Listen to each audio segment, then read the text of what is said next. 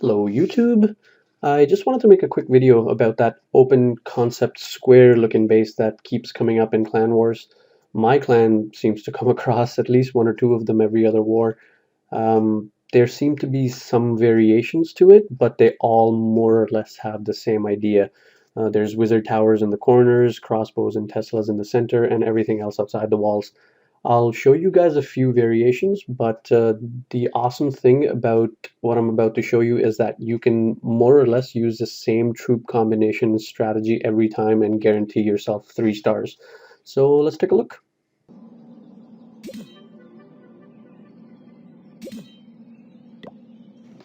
Okie doke, let's just quickly stop here to take a look at the troop combination. It's a variation of Go Wipe with 2 witches. I'm also taking 2 P.E.K.K.A.s, one's right there and one is in my CC. I'm taking 1 giant to lure out the CC troops, and the 2 archers are more or less just space fillers. We got 2 heal spells, 1 rage and 1 jump, which we'll see how to use in a second.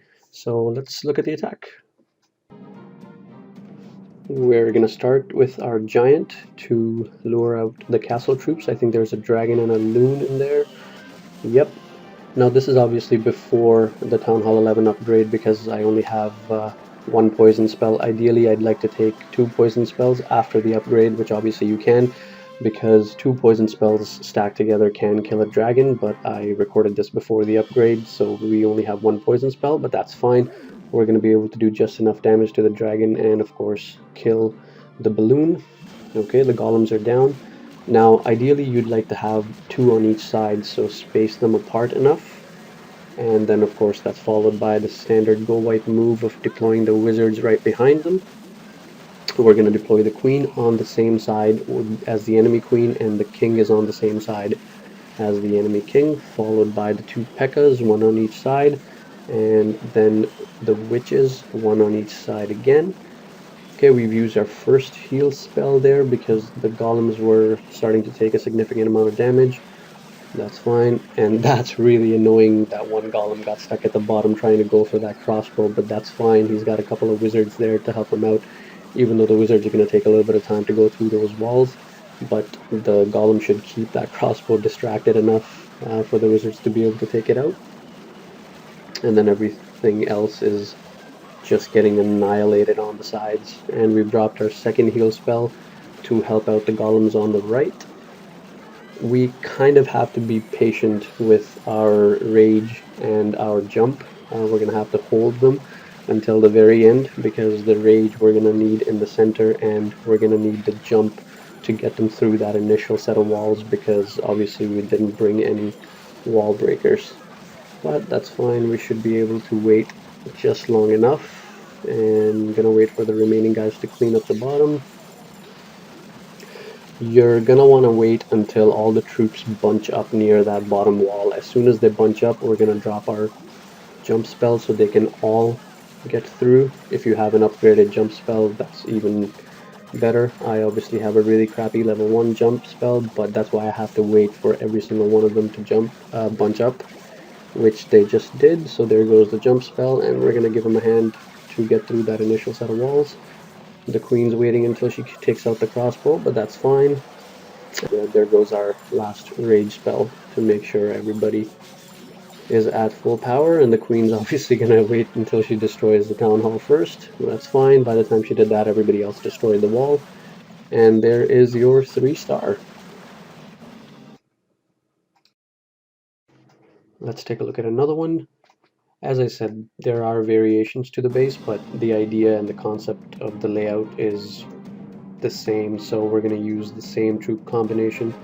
Once again, we're going to use the giants to lure out the castle, and then we'll worry about the rest. Just for the heck of it, we're going to go from the other side this time. Last time we went from the south, so this time we'll start from the north.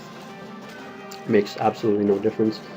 And there's no dragon in there this time, so we're going to be able to kill all of those little guys in the castle with the poison spell. The only difference between troop deployment with this base is going to be the fact that because both the heroes on this base are on the other side, we're going to deploy both our heroes on the other side too, but everything else should remain the same. We got our 4 giants down, trying to space them apart enough so that two of them go on each side. And then we got our P.E.K.K.A.s down and the two witches down, one on each side. There goes the king and there goes the queen, both on the same side, again because the heroes are on the same side.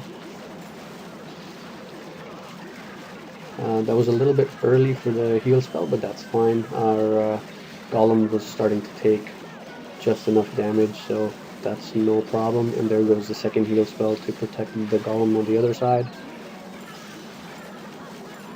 The wizards are going to take out all those things at the top because they're all concentrated on the golem. That's beautiful.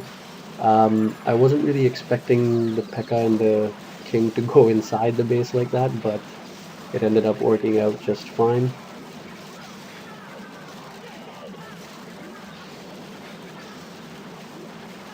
And of course they got killed by the crossbow there, but that's okay.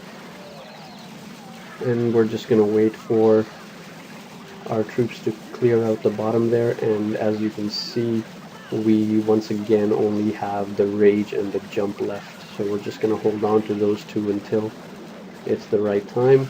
And this base has all its walls around the town hall, so the jump spell is actually going to get us close to everything we need to destroy first, so you can kind of say this is a little bit easier than the last base, even though the walls are a little bit better.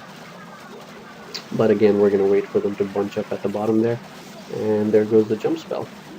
And once they go over and kill that crossbow and the Tesla, the town hall is pretty much just easy, easy, easy. And there is another 3-star.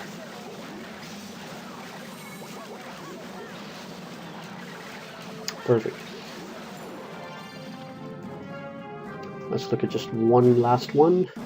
Now, this base has decided to make our life a little bit easier because not only is he a recent Town Hall 9 upgrade, it looks like, he also didn't bring anything in his castle, so we're definitely not going to need to use our poison spells.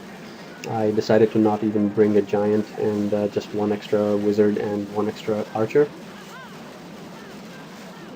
As you can probably tell, this is after the Town Hall 11 upgrade because I have 2 poison spells, one in my castle, but again, we're not even going to need to use them, so that's fine.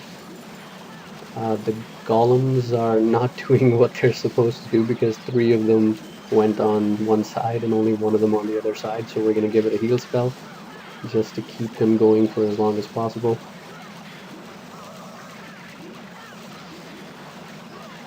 See, this one where it's a perfect square works out really well for us because the golems don't get stuck like they did as you saw on the other 2 bases. They don't really get stuck in any corner, they just keep following that perfect square line all the way around the base, which is amazing for the rest of our troops because by the end of it we're going to have so many troops left because nothing else was being shot at.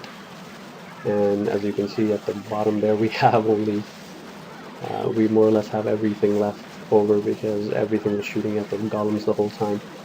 So once again, after that mine gets taken out, we're gonna wait for them to bunch up and then drop our jump. And yeah, it doesn't really matter how many defenses he had inside the base because we have way too many troops left over and way too many golems still left over for them to soak up the damage, so regardless of what he had inside, it wouldn't have made any difference whatsoever. They're just going to walk all over them. And there we go. That's another 3-star.